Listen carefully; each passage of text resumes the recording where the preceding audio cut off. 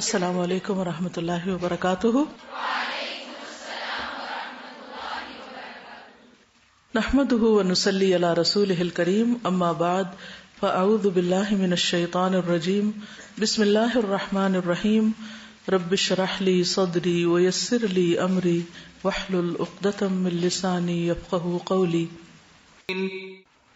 اللہ تعالیٰ نے ہمیں اپنی زندگی اور اپنی موت اور اپنی عبادات اور ریچول سب کو اپنے لیے کرنے کا حکم دیا. وَبِذَلِكَ أُمِرْتُ. تو جو چیز اللہ کا حکم ہو اس کو تو کرنا ہی کرنا ہے. اس کے کرنے کے لیے پھر جاننا ضروری ہوتا ہے، اور جاننا زندگی کے سارے پہلوؤں کے بارے میں جو بھی ہم سے متعلق ہوں. تو ہم بات کر رہے تھے جسمانی صحت کے بعد ذہنی صحت کی. ذہنی صحت میں عام طور پر جو چیز خلل ڈالتی ہے وہ کچھ ذہنی بیماریاں ہیں. ان کی تفصیل تو بہت ہے، چونکہ ہمارا یہ سبجیکٹ نہیں ہے کہ ہم یہاں ساری ذہنی بیماریوں کو ڈسکس کریں. لیکن ذہنی بیماریوں میں ایک بہت بڑی بیماری یا ساری ذہنی بیماریوں کی ٹاپ پر وہ ہے ڈپریشن. تو ڈپریشن کے بارے میں ہم نے کل کچھ پڑھا تھا، اس کی کچھ علامات کا بھی ذکر کیا تھا. تو آپ میں سے کوئی بتائے گا کہ ڈپریشن کی علامات میں اہم ترین علامتیں کیا ہیں؟ جی. خود پہ افسردگی طاری رکھنا، چھوٹا سا بھی کوئی ایسا ٹریگر جس کی وجہ سے انسان دکھی ہو، اس دکھ کے ساتھ پچھلے سارے دکھوں کی تفصیل پھر دہرانا اور سیلف پٹی کا شکار ہونا. ہم نے جو سائیکالوجی میں ڈپریشن کی ڈیفینیشن پڑھی تھی وہ یہ تھی لیس severe form of tension. Less severe form of tension. تو اٹ مینس کہ ٹینشن سے چھوٹے لیول پہ انیشیل جو ہوتی ہے وہ سٹیجز پہ آتی ہے، لیکن اگر اس کے اتنے سائیڈ ایفیکٹس ہیں اور اس کے اتنے بڑے بڑے کانسیکوینسز ہیں تو ہم سوچیں کہ ٹینشن کے کتنے بڑے ہوں گے. ہم میں سے کون ہے جو یہ نہ کہتا ہو کہ مجھے بہت ٹینشن ہو رہی؟ ہم اکثر یہ دن میں میرے خیال ایک دو دفعہ تو دوہرا ہی رہے ہوتے ہیں کہ ٹینشن ہو رہی. اور اکثر لوگوں کو بھی دوسروں سے سننا پڑتا ہے کہ آپ ٹینشن بہت لیتی ہیں. تو ٹینشن کی ڈیفینیشن کیا ہے پھر؟ Severe form. ٹینشن کو آپ ایک ڈوری سے سمجھ سکتے ہیں کہ جیسے ایک ڈوری کو پوری طرح اگر کھینچ دیا جائے تو وہ بیچ میں سے اکڑ جاتی ہے. تو اسی طرح ٹینشن کے وقت انسان کے اعصاب جو ہیں، ہمارے اندر بھی رسیاں ہیں نا کچھ، تو وہ اعصاب جو ہیں وہ کھینچ جاتے ہیں. بعض لوگ فزیکلی بھی کہتے ہیں ہمارے پٹھے اکڑ گئے. وہ اکڑ جو ہوتی ہے کسی بھی ایریا میں وہ ٹینشن کی وجہ سے ہوتی ہے.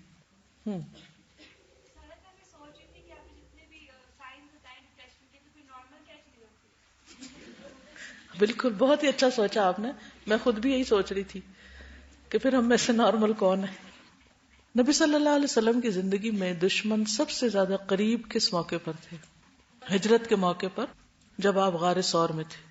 تو اس وقت حضرت ابو بکر کی کیفیت کیا ہونے لگی تھی؟ ٹینشن میں آنے لگے تھے. تو نبی صلی اللہ علیہ وسلم نے کیا فرمایا اس وقت؟ لا تحزن ان اللہ معنا. یہ ہے نارمل ہونا. جنگ بدر بہت سخت موقع تھا. نبی صلی اللہ علیہ وسلم پریشانی کے عالم میں تھے، لیکن آپ کر کیا رہے تھے اس وقت؟ صرف ٹینس ہو رہے تھے؟ کیا کر رہے تھے؟ دعا مانگ رہے تھے، نماز پڑھ رہے تھے، اللہ کو پکار رہے تھے. تو وہ ساری ٹینشن ریلیز ہوتی جا رہی تھی نا.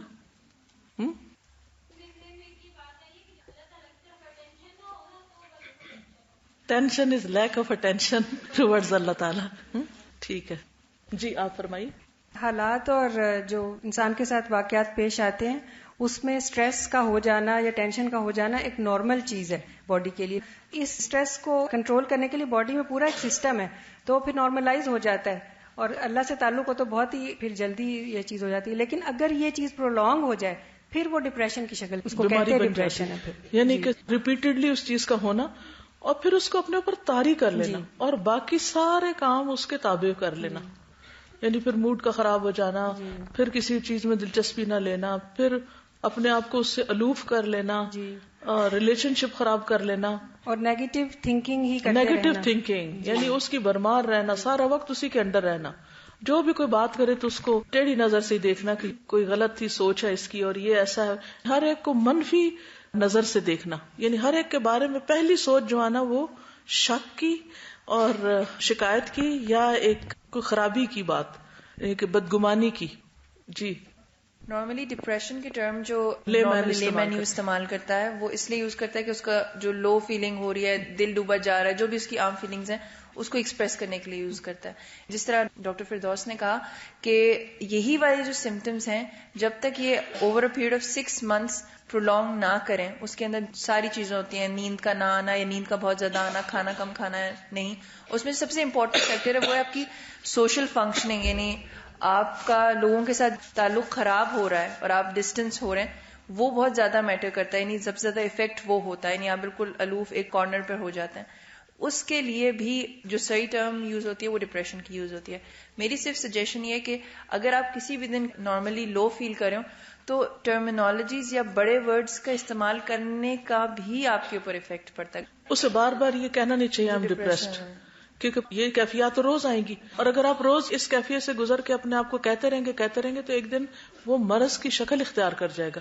اس کے اندر چھوٹی سی ٹپ ہے، وہ یہ ہے کہ آپ کو جب بھی کوئی لو فیلنگ ہو اس کا فوراً ریزن سوچا کریں، کیونکہ خواتین کو منتھلی جو سائیکلز بھی آتے ہیں اس کی وجہ سے بھی ایک رپورٹ ہوتا ہے کہ ایک لو موڈ ہوتا ہے. تو اگر آپ کا اس کی وجہ سے لو موڈ ہے، یعنی آپ کے سائیکلز کے ڈیز قریب آنے لگے اس وقت آپ تھوڑے لو فیل کریں، تو آپ اس چیز کو جانیں اس وقت کیا چیز ہے جو مجھے اس سٹیٹ میں سے نکالے گی. تو اس کے لیے پری پلان کر لیں گے تو ایک تو ڈیفائن ہوگا کہ مجھے اس وجہ سے ہو رہا ہے، تو پھر آپ اس کو اپنے اوپر سوار نہیں کریں گے. جی میرے پہ جب بہت زیادہ سٹریس آتا ہے نا، میں سارے کام چھوڑ دیتی ہوں. پہلے میں بیٹھ جاتی ہوں کہ آخر مسئلہ کیا ہے میرے ساتھ. بعض اوقات ہمارے لفظوں کی اور خیالات کی بہت ٹینشن ہوتی ہے، اتنے ایٹ اے ٹائم خیالات اور لفظ دماغ میں گھوم رہے ہوتے ہیں، خود ہی پریشان ہو جاتے ہیں. پہلے اپنے آپ کو کول ڈاؤن کریں، بیٹھ جائیں، سوچیں کہ آخر کرنا کیا. ٹینشن لے گے تو کوئی فائدہ نہیں ہوتا، نہ کوئی حل ملتا ہے. تو اس کے بعد آپ پلان کریں تو آپ بالکل ریلیکس ہو جاتے ہیں. ٹھیک جی. جب بندہ ڈپریس ہوتا ہے تو بندے کے ذہن میں بہت ڈھیر ساری سوچیں آتی ہیں اور بہت سارے ورڈز آتے ہیں. اسی طرح ایک سائیکالوجسٹ ہے، ان کی ایک ویب سائٹ بھی ہے ٹو نو یور سیلف. تو اس میں بتاتے ہیں کہ جب آپ کو ڈپریشن ہو تو آپ اس طرح سے کریں کہ آپ ایک پیج لیں اور رینڈم رائٹنگ کریں، جو آپ کے ذہن میں آ رہا آپ لکھتے جائیں. اس سے آپ لوگ سارٹ آؤٹ کر سکیں گے کہ مجھے مسئلہ کیا ہے.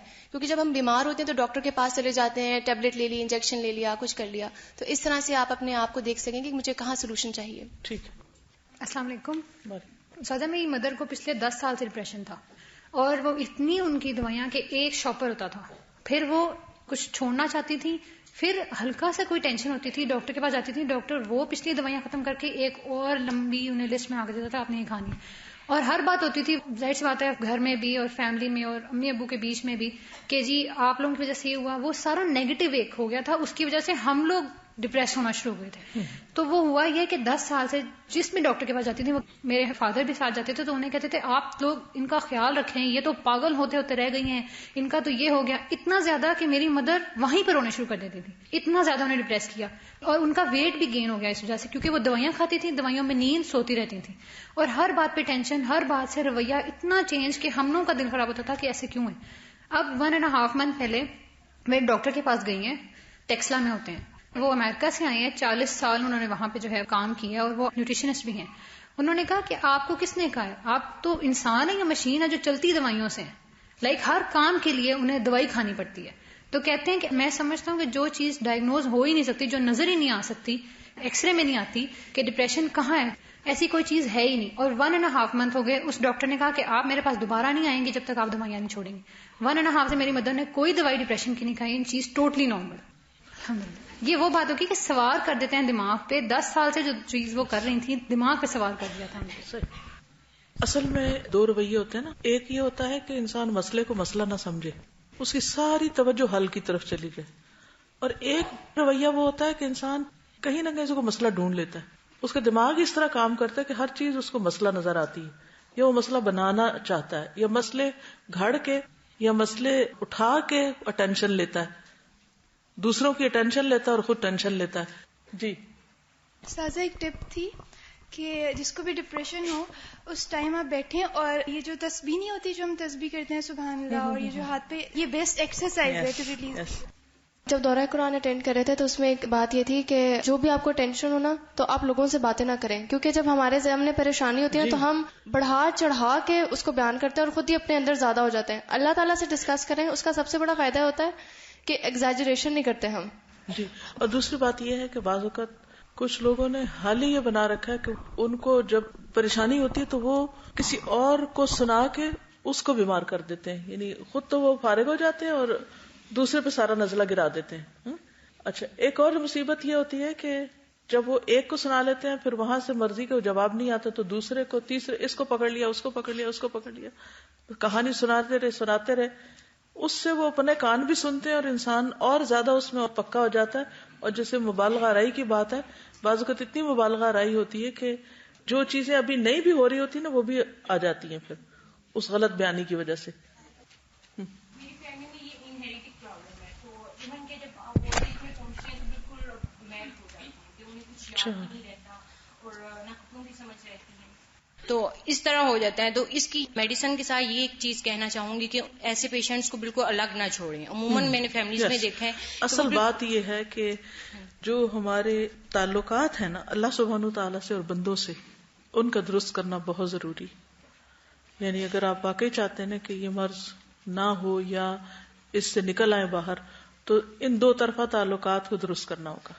اور دوسرا کل آپ نے جو بتایا تھا مینیا کا، جس میں موڈ سوئنگ ہوتے ہیں، تو وہ بھی میری فیملی میں ہے. تو وہ یہ ہوتا ہے کہ پیشنٹ جو ہوتا ہے وہ اس کے موڈز کنٹرول میں رہتے ہیں، تو وہ کبھی بہت زیادہ ہنستا ہے یا بہت باتیں کرتا ہے. تو عموماً ایسے ہوتا ہے کہ اس کو سمجھاتے نہیں ہیں یا کسی اور کام پہ نہیں لگاتے، ڈانٹنا شروع کر دیتے ہیں. تو اس میں یہ کہ اس کو کوئی اور کام دے دیا جائے اس وقت. صحیح. اب انشاءاللہ ہم قرآن و سنت کی روشنی میں دیکھیں گے مزید کچھ چیزیں. یہ پڑھ لیتے ہیں، پھر اگر کوئی بات آپ سمجھے کہ رہ گئی ہے تو وہ مجھے آپ بتا دیجیے تاکہ اس کو بھی ہم شامل کر لیں گے. بسم اللہ الرحمن الرحیم. اللہ سبحانہ و تعالیٰ نے ہمیں یہ بات بتا دی ہے کہ ہم تمہیں ضرور آزمائیں گے. تو آزمائشیں تو ہوں گی، امتحان تو ہوں گے، تکلیفیں آئیں گی، پریشانیاں آئیں گی. اس سے کوئی بھی شخص بچ نہیں سکتا، کیونکہ زندگی ہے ہی امتحان کے لیے. بلکہ زندگی کا ہر لمحہ ہی ایک امتحان ہے، جس کا مقصد یہ دیکھنا ہے کہ ایکم احسن عملا، تم میں کون اچھے عمل کرتا ہے. جب انسان پر کوئی بیماری آئے، کوئی تکلیف آئے، کوئی پریشانی آئے، کوئی حادثہ ہو جائے، کہیں گھر میں کسی کی موت ہو جائے، وفات ہو جائے، کچھ بھی ہو، تو ایسے موقع پر انسان اس سے بڑی کسی مصیبت کو یاد کر لے تو وہ مصیبت ہلکی لگنے لگے گی. رسول اللہ صلی اللہ علیہ وسلم نے آخری مرض کے ایام میں ایک دن دروازہ کھولا یا پردہ ہٹایا جو آپ کے اور مسجد میں نماز پڑھنے والے لوگوں کے درمیان حائل تھا. آپ نے دیکھا تو لوگ ابو بکر رضی اللہ عنہ کی اقتداء میں نماز پڑھ رہے تھے. آپ نے انہیں اس اچھے حال میں دیکھ کر اللہ کا شکر ادا کیا کہ سب لوگ نماز پڑھ رہے ہیں. آپ کو یہ امید ہوئی کہ اللہ تعالیٰ نبی صلی اللہ علیہ وسلم کی وفات کے بعد بھی ان کو ایسے ہی اچھے حال میں رکھے گا جو آپ نے دیکھا. پھر فرمایا، اے لوگو، جس شخص کو یا جس مومن کو کوئی مصیبت پہنچے تو اسے چاہیے کہ کسی دوسرے کی وفات کی وجہ سے پہنچنے والی مصیبت کا غم ہلکا کرنے کے لیے میری وفات کی وجہ سے پہنچنے والی مصیبت کو یاد کر لے، کیونکہ میری امت کے کسی فرد کو میری وفات کی مصیبت سے بڑھ کر کوئی مصیبت نہیں پہنچ سکتی. یعنی آخری جو آپ کے بالکل ایام کی جو باتیں ہیں ان میں سے یہ بات ہے کہ جس کو کوئی مصیبت پہنچے وہ میری مصیبت کو یاد کر لے تو اس کی مصیبت ہلکی ہو جائے گی. ہم میں سے کسی انسان کی وفات بڑی مصیبت ہے یا اللہ کے رسول صلی اللہ علیہ وسلم کی وفات؟ عام انسانوں کے تو ریپلیسمنٹس بہت ہو سکتے ہیں، لیکن اللہ کے رسول صلی اللہ علیہ وسلم کی ریپلیسمنٹ کوئی بھی نہیں ہے. ان سے بڑھ کر محبت بھی کسی سے نہیں ہو سکتی یا نہیں ہونی چاہیے. تو انسان کسی کی بھی وفات پر کتنا اور کب اور کیوں روتا ہے؟ کس کی وفات پر روتے ہیں زیادہ؟ جس سے ہمیں سب سے زیادہ محبت ہو. ایسا ہی ہے نا؟ کس چیز کے کھونے پر سب سے زیادہ روتے ہیں؟ جو ہمیں بہت پیاری ہوتی.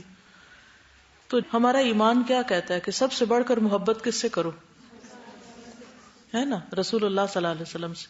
تو جب کسی انسان کی جدائی پر، کسی انسان کی وفات پر ہمیں غم آنے لگے، تکلیف ہونے لگے اور وہ غم ڈپریشن بننے لگے تو کیا سوچنا چاہیے کہ میرا ایمان کیسا ایمان ہے. اکثر آپ نے دیکھا ہوگا کہ جب نبی صلی اللہ علیہ وسلم کی وفات کے بارے میں پڑھا جاتا ہے یا سنایا جاتا ہے، 10 دفعہ بھی بتایا گیا ہو، لیکن جب بتایا جاتا ہے تو ایک دم آنسو آنے لگتے ہیں، کنٹرول نہیں ہوتے. اور یہ ایمان کی علامت ہے کہ ہمیں آپ سے محبت ہے. تو اب زندگی میں کوئی بھی فوت ہو جائے، یہ یاد رہے گی بات، چاہے والد ہوں، چاہے والدہ ہوں، چاہے بہن بھائی ہوں، چاہے شوہر ہوں، چاہے بچے ہوں، بیٹا ہو، ہو سو ایور. تو اس وقت کیا پوچھنا اپنے آپ سے، کیا سوچنا ہے، کیا کہنا ہے؟ کہ یہ غم اللہ کے رسول صلی اللہ علیہ وسلم کی جدائی کے غم سے تو بڑا نہیں، آپ کی وفات کے غم سے تو بڑا نہیں امت کے لیے.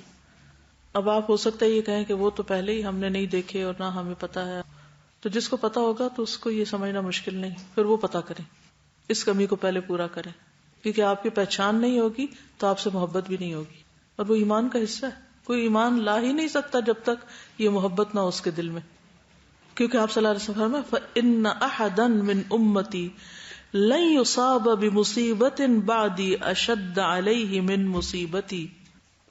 ایک اور روایت میں خباب بن ارت کہتے ہیں ہم نے رسول اللہ صلی اللہ علیہ وسلم سے شکایت کی، آپ اس وقت اپنی ایک چادر پر ٹیک دیے کعبہ کے سائے میں بیٹھے ہوئے تھے. ہم نے آپ کی خدمت میں عرض کیا کہ آپ ہمارے لیے مدد کیوں نہیں طلب کرتے، یعنی ہمیں اتنی تکلیفیں دی جا رہی ہیں، آپ اللہ سے دعا کیجئے، ہمارے لیے اللہ سے دعا کیوں نہیں مانگتے، یعنی ہم ان کافروں کی تکلیف سے تنگ آ گئے. آپ نے فرمایا تم سے پہلی امتوں کے لوگوں کے لیے گڑھا کھودا جاتا، انہیں اس میں ڈال دیا جاتا، پھر ان کے سر پر آرا رکھ کر ان کے 2 ٹکڑے کر دیے جاتے، پھر بھی وہ اپنے دین سے نہ پھرتے تھے. اتنی سخت مصیبتیں سہیں.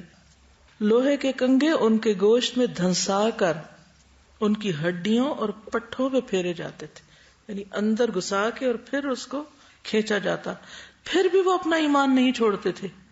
اللہ کی قسم یہ کام یعنی اسلام کمال کو پہنچے گا، اور ایک زمانہ آئے گا کہ ایک سوار مقام صنعاء سے حضر موت تک سفر کرے گا، لیکن راستوں کے پرامن ہونے کی وجہ سے اسے اللہ کے سوا اور کسی کا ڈر نہ ہوگا، یا صرف بھیڑیے کا خوف ہوگا کہ کہیں اس کی بکریوں کو نہ کھا جائے، لیکن تم لوگ جلدی کرتے ہو.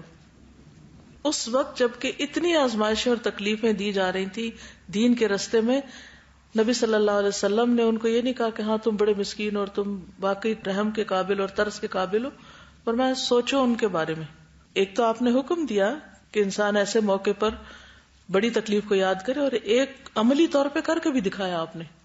اچھا، ہمارے پاس جب کوئی تکلیف اپنی لے کر آتا ہے یا شکایت لے کر آتا ہے تو ہم عام طور پر کیا کرتے ہیں؟ کیا کرتے ہیں؟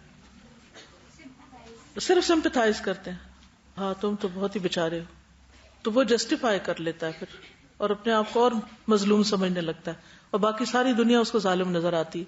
کیا کرنا چاہیے؟ اس کو سوچوانا چاہیے، اس سے سوال کرنے چاہیے، اس سے غور و فکر کروانا چاہیے، کیونکہ بہت سی پریشانیوں کا تعلق صرف سوچ سے ہوتا ہے. ہمارے سوچنے کا ایک خاص طریقہ ہوتا ہے، خاص طرز عمل ہوتا ہے، اس کی وجہ سے ہم پریشان رہتے ہیں.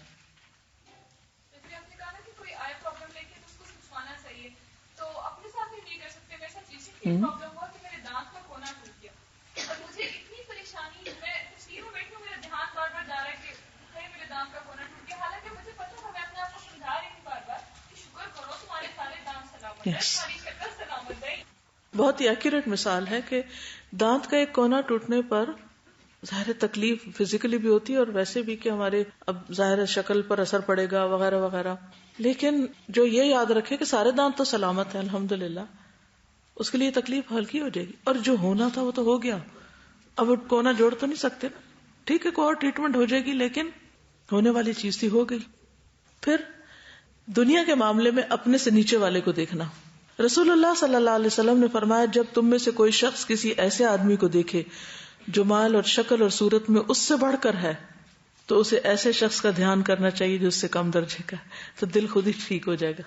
بہت دفعہ غم کیوں لگتا ہے کہ فلاں ہمارے سے آگے کیوں نکل گیا، کئی اس پہ پریشان رہتے ہیں نا لوگ، تو اس وقت اپنے سے چھوٹے کو دیکھ لے.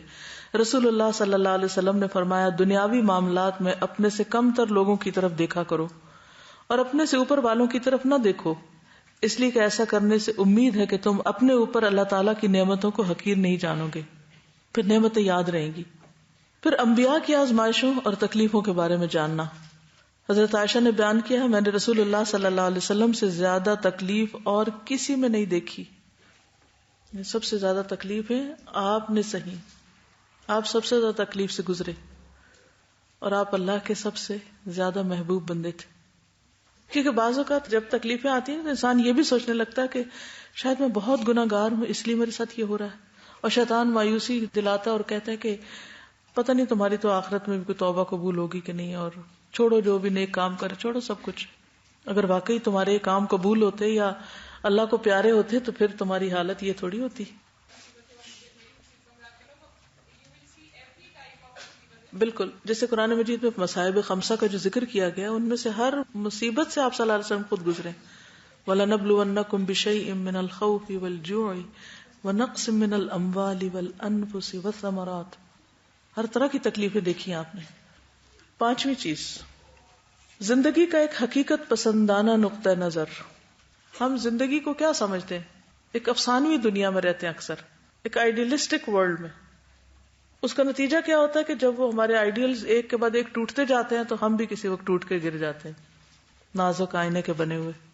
تو ہمیں دنیا کی حقیقت، زندگی کی حقیقت، اپنے یہاں آنے کا دنیا میں مقصد، یہ سب چیزیں اچھی طرح پتہ ہونی چاہیے. جس نے یہ دنیا بنائی ہے نا وہی اس کا مالک ہے اور اسی کا حکم ہے. الا لہ الخلق والامر. میرا اور آپ کا حکم نہیں چلے گا، میری اور آپ کی مرضی نہیں چلے گی. ہمیں اپنے آپ کو تابع کرنا ہے. وَأَنَا أَوَّلُ الْمُسْلِمِينَ. مجھے اس کو ایکسپٹ کرنا ہے. اللہ نے جو تقدیر میرے لیے لکھی ہے اسے قبول کرنا ہے. اس کے ساتھ کتنی دیر جھگڑیں گے، کتنی دیر ریزنٹمنٹ کریں گے، کتنی دیر اس کے خلاف جائیں گے، نتیجہ کیا نکلے گا؟ کچھ لوگ ایکسپٹ نہیں کرتے نا اس کو، تو پھر نتیجہ کیا ہوتا ہے؟ مسلسل پریشانی کا شکار رہتے ہیں. انسان کو یہ یاد رکھنا چاہیے کہ دنیا ہمارے لیے قید خانہ ہے. الدنیا سجن المؤمن وجنت الکافر. تو سجن میں لمیٹڈ آزادی ہے. نبی صلی اللہ علیہ وسلم نے فرمایا دنیا کی لذت آخرت کی کڑواہٹ ہے اور دنیا کی تلخی آخرت کی لذت و شیرینی ہے. دنیا میں اگر کوئی بھی تلخی آپ کو، اگر اس پر آپ صبر کرتے ہیں اور پازیٹو رہتے ہیں، آخرت میں وہ ایک آپ کے لیے لذت کا ذریعہ بن جائے گی. بعض اوقات ہم اپنے ساتھ کیوں بٹر ہوتے ہیں، یا بعض اوقات ہم ہر وقت بٹر کیوں رہتے ہیں؟ کیونکہ اپنے بارے میں ہم یہ سمجھتے ہیں کہ ہم بڑے مظلوم ہیں اور بہت ہمارے ساتھ زیادتیاں ہو چکی ہیں، ہمارے ساتھ بہت ظلم ہو چکا ہے اور ہمارے ساتھ کوئی انصاف نہیں ہوا اور اللہ تعالیٰ نے بھی نہیں انصاف کیا. ہمیں ایسے گھر میں پیدا کر دیا، ایسے حالات میں پیدا کر دیا اور ہمارے ساتھ یہ سارے مسائل ہیں. اب نتیجہ کیا ہوتا ہے؟ پھر طرز عمل کیا ہوتا ہے اس ساری کیفیت کے ساتھ جب ہم یہ سوچتے رہتے ہیں؟ بغاوت کا ایک عجیب سی بٹرنس کہ ہمارے ساتھ کیوں ہوا یہ، جس کی وجہ سے نہ ہمارے اللہ تعالیٰ کے ساتھ تعلقات اچھے اور نہ بندوں کے ساتھ. اور انسان پھر ایسی چیز بن جاتا ہے کہ اگر وہ لوگوں سے نہ بھی بھاگے تو لوگ اس سے بھاگ جاتے ہیں. سر یہ ویسے بھی یہ خود ترسی کی جو کیفیت ہے نا، سیلف پٹی جسے کہتے ہیں، جی، یہ انسان کی تمام صلاحیتوں کو توڑ کے رکھ دیتی ہے. پھر وہ کبھی کوئی کنسٹرکٹیو کام کر ہی نہیں سکتا. ایک تو یہ چیز، دوسرا یہ کہ یہ جو ہماری کیفیت ہوتی ہے نا، ہم ہر چیز ڈیزرو کرتے ہیں. کہاں سے آپ نے یہ فیصلہ کیا؟ بالکل اللہ تعالیٰ کی جو تقدیر ہے، ایمان مفصل، بالکل اس کو اگنور کر کے ہم ہر چیز ڈیزرو کرتے ہیں. کسی ایک چیز میں بھی کمی ہوگی تو ہم اسی وقت جو ہے ترسی کا شکار ہو جائیں گے، شکوہ شکایت کریں گے. بالکل یہ بہت درست بات انہوں نے کی کہ ہم اپنے بارے میں کچھ چیزوں کو زیوم کر لیتے ہیں کہ یہ ہمارا حق ہے، ہمیں رسپیکٹ ملنی چاہیے انکنڈیشنل. ہمارے بچوں کو ہر وقت ہماری بات ماننی چاہیے. دنیا کے حالات ایسے ہونے ہی چاہیے. چونکہ میں نے اتنی محنت کر لی ہے لہٰذا مجھے یہ جاب ملنی چاہیے یا مجھے یہ ڈگری ملنی چاہیے وغیرہ وغیرہ. اور اگر وہ نہیں تو بس ہمارے ساتھ زیادتی ہوگی. اور جب یہ انسان سوچ لیتا ہے تو پھر اس کے بعد کبھی خوش نہیں رہ سکتا. تو جب کبھی ایسی کوئی کیفیت آنے لگے تو انسان ہمیشہ سوچے کہ دنیا کی کڑواہٹ آخرت کی لذت ہے. یہاں میرے ساتھ اگر ناانصافی بھی ہو رہی ہے، میرے پہ بڑا ظلم بھی ہو رہا ہے، مجھے کوئی عزت نہیں دے رہا، مجھے کوئی امپورٹنس نہیں دے رہا، مجھے کوئی محبت نہیں دے رہا، مجھے تو کوئی حق ہی نہیں دے رہا اور مجھے تو کوئی کچھ سمجھتا ہی نہیں، اور میں تو ان کے لیے ساری زندگی ہلاک کر بیٹھی ہوں اور مجھے یہ صلہ ملا ہے. عام طور پہ عورتوں کو بچوں کی طرف سے یا فیملیز کی طرف سے اس قسم کی شکایتیں ہوتی اور اسی میں وہ پھر کڑتے رہتے ہیں، جلتے رہتے ہیں، پریشان رہتے ہیں. انہیں سوچنا چاہیے کہ اگر وہ جسٹیفائی بھی کرتے ہیں کہ ان کے ساتھ بڑے ظلم ہوئے ہیں اور وہ حق پر بھی ہیں تو بھی ان کا اجر دینے والا رب موجود ہے اور وہ سب کچھ آخرت میں لوٹا دے گا. بعض اوقات ہماری آبزرویشن ہوتی ہے، ہم دیکھتے ہیں کہ کوئی شخص بیمار ہے اور اس کی بہت سفرنگز ہیں، کوئی شخص مستقل طور پر اس کا کاروبار یا حالات خراب ہی جا رہے ہیں، تو ہمارے دل میں بعض اوقات آتا ہے کہ پتہ نہیں اس کے ساتھ کیوں ایسے ہو رہا ہے. اگر ایک شخص اتنی تکلیف کے ساتھ دنیا سے جا رہا ہے اور دوسرا شخص اتنے آرام کے ساتھ جا رہا ہے تو اس کے لیے یہ کیوں اور اس کے لیے کیوں نہیں. بہت چھوٹی عقل ہے نا، ہمیں تو نہیں سمجھ آ سکتی ہیں باتیں، تو اللہ کے فیصلے. ہمیں سمجھنا کیا ہے کہ اگر کوئی شخص کسی بھی وجہ سے کسی تکلیف میں ہے تو اس کے لیے یہ ساری تکلیف آخرت کی بہترین راحت بننے والی ہے. تو اس وقت یہ سوچنے کے بجائے کہ اس کی کوئی غلطیاں ہیں یا گناہ ہے یا کوئی وجہ نہیں، ہمیں اصل میں چاہیے کیا؟ سوچنے کی بات، ہمیں کیا چاہیے؟ کبھی سوچے نا ہم بیٹھ کے، کیا کامیابی کے وہ میزان اور کرائیٹیرین جو ہم نے رکھے ہوئے ہیں، یہ اچیو کر لوں، یہ مل جائے، یہ مل جائے، یہ مل جائے تو میں کامیاب ہوں؟ واقعی ریلی؟ اور اگر انسان اپنی پچھلی زندگی پلٹ کے سوچے کہ ایک وقت ہوتا ہے کہ انسان کہتا ہے میں کلاس 1 میں پاس ہو جاؤں، اس کے نزدیک یہ سب سے بڑا ہم و غم سے، بیچارے نے پہلی دفعہ امتحان اور وہ سب سنا ہوتا ہے، پاس فیل ہونا، اور تو واقعی یہی سب سے بڑی کامیابی ہے. چلو پھر کوئی پروفیشنل ڈگری لے لے، کوئی جاب لے لے، شادی ہو جائے، بچے ہو جائے، بچوں کی شادی ہو جائے، یہ ہو جائے، وہ ہو جائے، وہ ہو جائے، جتنی بھی خواہشات ہیں ہماری، ہر خواہش کے اوپر ہمارا حال کیا رہا ہے؟ کسی بھی چیز کو اچیو کرنے کے لیے کیسی کیسی جان ماری ہم نے، کیسے کیسے غم اٹھائے، اور جو چیز مل گئی تو پھر کتنا شکر کیا، کتنے خوش رہے، کہاں پہنچے ہم. حقیقت میں دنیا میں جتنی بھی کامیابیاں ہیں، کچھ بھی آپ اچیو کر لیں، کچھ بھی نہیں ہے آخرت کے مقابلے میں. ساری ہماری توجہ کس پہ ہونی چاہیے؟ آخرت میں کچھ مل جائے. اچھا، اب آپ وہ چاہتے ہیں، اللہ تعالیٰ آپ کو اس راستے سے وہ نہیں دینا چاہتا جو آپ نے سوچا ہو کہ میں نے اس سے جانا ہے. وہ کہتا نہیں ادھر سے آؤ، یہاں پہنچنا ہے نا، پہنچا دوں گا، ادھر سے نہیں، ادھر سے آؤ. ہم کہتے ہیں نہیں، ادھر سے ہی جائیں گے تو پہنچیں گے، اور اس کو ہم کامیابی سمجھتے ہیں، جبکہ اللہ تعالیٰ نے وہاں پہنچانے کے لیے آپ کے لیے ایک اور مشکل راستہ رکھا ہوا ہے کہ یا تو آپ کسی بیماری سے گزر کے آئے، یا آپ کسی چیز کی محرومی سے گزر کے آئے، کسی کی جدائی سے گزر کے آئے، معلوم نہیں کیا کیا ٹیسٹ. تو ہر تکلیف پر بندہ دعا بھی کرے، علاج بھی کرے، سب کچھ کرے، لیکن ساتھ کیا سوچے کہ اللہ اگر تو اس پہ راضی ہے اور تو اس پہ میرے لیے بہتری سمجھتا ہے تو میں بھی اس پہ راضی. ہو سکتا ہے کچھ لوگ صرف اس تکلیف میں ہوں کہ ان کی اب تک شادی کیوں نہیں ہوئی، مثلا شادی ہو چکی تو اس تکلیف میں دن رات ہیں کہ بچے ابھی تک کیوں نہیں ہوئے، یا شوہر کے رویے کی وجہ سے پہلے صرف روتے تھے کہ شادی ہو جائے، اب روتے ہیں کہ شوہر ٹھیک نہیں ہے مثلا. تو آپ دیکھیے کہ ان میں سے کون سی ایسی چیز ہے کہ جس کو ہم بدل سکتے ہیں. کچھ چیزیں بدل سکتے، کچھ نہیں بدل سکتے. اور آپ سمجھتے ہیں کہ اس چیز کا نہ ہونا، مثلا کوئی یہ سمجھ سکتا ہے کہ شادی کا نہ ہونا اس کی ساری کامیابیوں کے راستے میں رکاوٹ ہے، کیونکہ لوگ اس کی طرف دیکھتے ہیں بار بار، اچھا ابھی تک نہیں شادی ہوئی، وہ لوگ اس کو اچھا نہیں سمجھ رہے، لوگ کیا کہیں گے، لوگ، یہ بھی بہت بڑا خوف ہے نا لوگوں کا. لیکن اگر انسان یہ سمجھتا ہے کہ دنیا کی کڑواہٹ آخرت کی لذت ہے، تو پھر کوئی کڑواہٹ بھی برداشت کرنی مشکل نہ رہے گی، چاہے لوگوں کے تانوں کی ہو، لوگوں کی باتوں کی ہو، لوگوں کی نظروں کی ہو، لوگوں کی سوچوں کی ہو، کسی بھی چیز کی ہو، پھر نہیں مشکل رہے گی. پتہ کیا، ہمیں بعض اوقات خود کوئی اتنی خاص پریشانی نہیں ہوتی، لوگوں کی باتوں کی پریشانی ہوتی کہ لوگ کیا کہیں گے. زندگی میں کوئی حادثہ ہو جائے، کسی کو ڈیورس ہو جائے، کچھ ہو جائے، وہ ڈیورس ہونا تو انسان کہتا ہے راحت کا باعث ہوا، جان چھوٹی، لیکن پریشانی کیا ہوئی، خوف سارا یہ ہے. اس سے بھی نجات حاصل کرنے کی ضرورت ہے. سازا اس میں یہ بھی ایڈ کروں گی کہ لوگ آزمائش بھی اپنی پسند کی چاہتے ہیں. ہاں جی، یہ نہ ہوتا نا یہ تو میں کر لیتے لیکن یہ بڑا مشکل ہے، یہ مشکل، بھئی یہ آپ کی ڈیسیژن ہی نہیں ہے. تو اصل بات وہی ہے نا کہ یہ سارے تو اللہ کے فیصلے ہیں. جب اللہ کے فیصلے ہیں تو پھر ان کو ایکسپٹ بھی تو کرنا ہے. بس اللہ سے باتیں کیا کرے اور کہا کرے کہ یا اللہ تو میرے ایمان کو سلامت رکھ، اور اگر یہ لمحے کی بھی مجھے تکلیف ہے نا، چاہے وہ دل میں لگی ہوئی ہے یا دماغ میں وہ خلل آیا ہوا ہے یا فزیکلی کوئی، تو اس کو میری آخرت کی نجات کا ذریعہ بنا دے اور اپنے قرب کا ذریعہ بنا دے.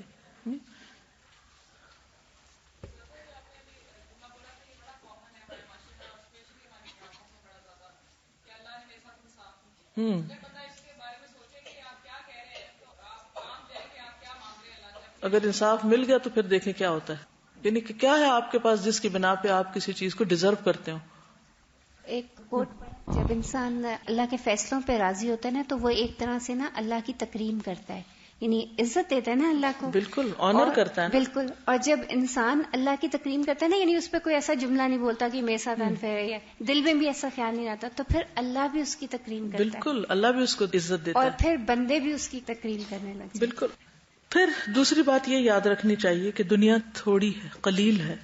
رسول اللہ صلی اللہ علیہ وسلم نے فرمایا اللہ کی قسم دنیا آخرت کے مقابلے میں اس طرح ہے کہ جس طرح تم میں سے کوئی آدمی اپنی انگلی اس دریا میں ڈال دے یحییٰ راوی نے شہادت کی انگلی کی طرف اشارہ کیا اور پھر اس انگلی کو نکال کے دیکھے کہ اس میں کیا لگتا ہے. بڑی سے بڑی کامیابی دنیا کی اور بڑی سے بڑی اچیومنٹ بس اتنی ہے جتنی ایک انگلی کے ساتھ جو پانی لگتا ہے. اب اگر انسان کو غم اس بات کا ہے کہ مثلا میری ساری بہنیں تو وہاں پہنچ گئی، میں یہاں بیٹھی ہوں، فلاں میرا رشتہ دار وہاں اتنا مالدار ہو گیا اور میں ابھی تک 2 وقت کی روٹی کی تلاش میں ہوں، اس طرح کے غم ہوتے ہیں نا جس کی وجہ سے انسان روتا ہے بیٹھ بیٹھ کے اور شکوے شکایات کرتا ہے اور اپنی زندگی کو حرام بنائے رکھتا ہے. تو ایسے سارے موقع پہ سوچے کہ وہ جو کچھ ہے نا ان کے پاس وہ اتنا بھی نہیں ہے جتنا انگلی کو لگا پانی. تو اگر مجھے اتنا نہیں ملا تو کیا ہوا، آخرت میں مل جائے گا. اور پھر آپ دیکھیے کہ قلیل دنیا میں سے بھی اب اور قلیل رہ گیا ہے. رسول اللہ صلی اللہ علیہ وسلم نے فرمایا بلا شبہ اللہ تعالیٰ نے ساری دنیا کو قلیل بنایا، اب دنیا کا جو حصہ باقی ہے وہ قلیل میں سے بھی قلیل ہے. اس کی مثال یہ کہ پانی کا ایک حوض ہو جس کا عمدہ پانی پی لیا گیا اور گدلا پانی نیچے باقی ہو. اس وقت دنیا میں بس اتنا باقی ہے. رسول اللہ صلی اللہ علیہ وسلم نے فرمایا بے شک جو دنیا باقی رہ گئی ہے وہ آزمائش اور فتنہ ہے. چھٹی چیز اچھا گمان رکھنا، منفی سوچوں سے پرہیز کرنا. نبی صلی اللہ علیہ وسلم نے فرمایا بدگمانی سے بچو کیونکہ بدگمانی سب باتوں سے زیادہ جھوٹی بات ہے جو ہم کسی کے بارے میں کر لیتے ہیں. نبی صلی اللہ علیہ وسلم نے فرمایا مومن کی 3 چیزیں حرام ہیں، اس کا خون، اس کا مال اور یہ کہ اس کے بارے میں برا گمان کیا جائے. یعنی کسی مومن کے بارے میں بری سوچ بھی رکھنا جو ہے یہ بھی گناہ کا کام ہے. 7ویں چیز ہے کہ لوگوں کے ساتھ کیسا رویہ ہونا چاہیے، یعنی لوگوں سے ریلیشن شپ کیسے ہونے چاہیے. پہلی چیز یہ کہ انسان اپنے شر سے دوسروں کو بچائے، پھر پریشانی کے باوجود دوسروں سے اچھا رویہ رکھے. نبی صلی اللہ علیہ وسلم نے فرمایا تم اپنے ہاتھ کو بھلے کام کے لیے ہی بڑھاؤ، اچھے اخلاق سے پیش آئے، چاہے کوئی ہمارے ساتھ اچھا ہو یا نہ ہو، اپنی طرف سے بہتر رویہ ہی رکھا جائے. کیونکہ قیامت کے دن جو کسی کے اوپر الزام لگائے گا یا گالی دی ہوگی یا کسی کو برا بھلا کہا ہوگا وہ سارے اس کی نیکیاں بانٹ کے لے جائیں گے. 8ویں چیز یہ ہے کہ امید اچھی رکھی جائے. ان مع العسر یسرا، نبی صلی اللہ علیہ وسلم نے فرمایا مدد صبر کے ساتھ ہے اور کشادگی تنگی کے ساتھ ہے، اور بے شک ہر مشکل کے ساتھ ایک آسانی ہے. مایوس ہونا کبیرہ گناہ ہے. ایک آدمی نے کہا اللہ کے رسول صلی اللہ علیہ وسلم کبیرہ گناہ کون سے ہیں؟ آپ نے فرمایا اللہ کے ساتھ شرک کرنا، اس کے رزق سے مایوس ہونا اور اللہ کی رحمت سے مایوس ہونا. ایک اور حدیث میں آتا ہے کہ آپ نے فرمایا 3 آدمیوں کے بارے میں مت پوچھو کہ انہیں کتنا عذاب ہوگا. ایک وہ جو اللہ سے اس کی چادر لینے میں جھگڑے کہ اللہ کے اوپر کی چادر کبریائی ہے اور نیچے کی چادر عزت ہے تو وہ بڑا بننا چاہے. دوسرا وہ جو اللہ کے کاموں میں شک کرے. تیسرا اللہ کی رحمت سے مایوس ہونے والا. مت پوچھو اس کا انجام کیا ہے، کیونکہ وہ پھر جب مایوس ہو جاتا ہے تو ڈپریشن میں جاتا ہے اور وہیں سے اس کا عذاب شروع ہو جاتا ہے ایک طرح سے. 9ویں بات یہ ہے کہ انسان مثبت مصروفیات رکھے اور مثبت مصروفیات والے لوگوں سے میل جول رکھے. منفی کام کرنے والے، منفی باتیں کرنے والے ایسے لوگوں سے میل جول کم کر دے. اپنی دوستی کا معیار دیکھے کہ کس کے ساتھ اٹھتا بیٹھتا ہے، کس کے ساتھ اس کا تعلق ہے. نبی صلی اللہ علیہ وسلم کو کیا حکم دیا گیا کہ آپ کس کے ساتھ اٹھیں بیٹھیں. وَاصْبِرْ نَفْسَكَ مَعَ الَّذِينَ يَدْعُونَ رَبَّهُمْ بِالْغَدَاةِ وَالْعَشِيِّ يُرِيدُونَ وَجْهَهُ، جو لوگ اللہ کی رضا چاہتے ہیں ان سے دوستی کی جائے اور ان کے ساتھ تعلق نہ رکھا جائے. من اغفلنا قلبه عن ذکرنا واتبع هواه وكان امره فرطا، کیونکہ انسان اپنے دوست کے دین پر ہوتا ہے، ہر دل کی بات اس سے شیئر کرتا ہے. تو اگر وہ اس قسم کا انسان ہے تو پھر انسان اس کے اثرات قبول کر لے گا، کیونکہ اس کا دھواں اس کو بھی کالا کرے گا. پھر تقوی والوں سے دلی تعلق ہونا چاہیے. نبی صلی اللہ علیہ وسلم نے فرمایا مومن آدمی کے علاوہ کسی کی صحبت اختیار نہ کرو اور تمہارا کھانا سوائے متقی کے کوئی نہ کھائے. پھر خیر خواہ سے پریشانی کا ذکر کرنا، یہ 10واں نقطہ ہے.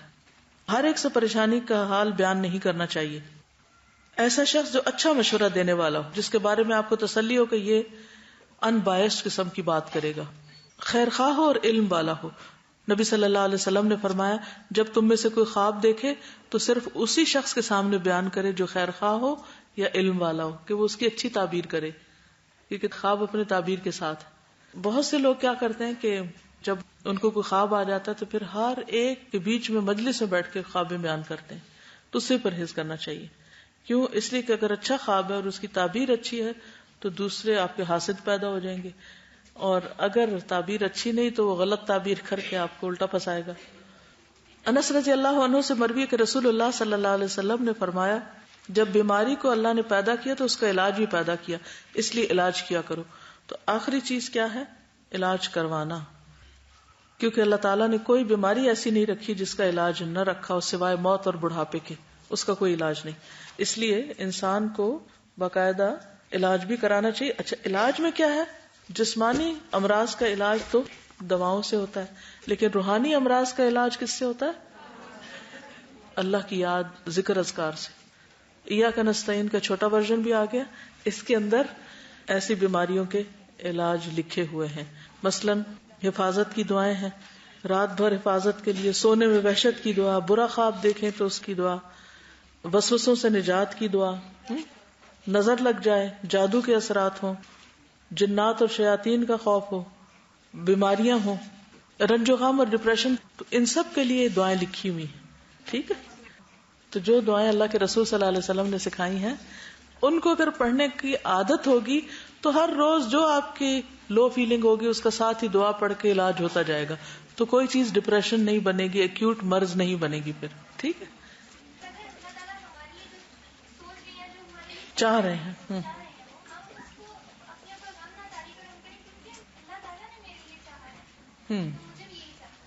وہ کسی نے کہا تھا نا کہ میرا ہر کام میری مرضی کے مطابق ہوتا ہے. کہ یہ کیسے؟ اس نے کہا کہ ہر کام اللہ تعالیٰ کرتا ہے اور اللہ کا ہر کام اس پہ میں راضی ہوں، یعنی اللہ کے ہر فیصلے پہ میں راضی، لہٰذا ہر چیز میری مرضی کی. والرضا بالقدر، پھر غم نہیں رہتا.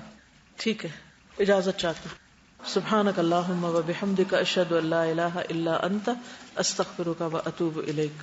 السلام علیکم ورحمۃ اللہ وبرکاتہ.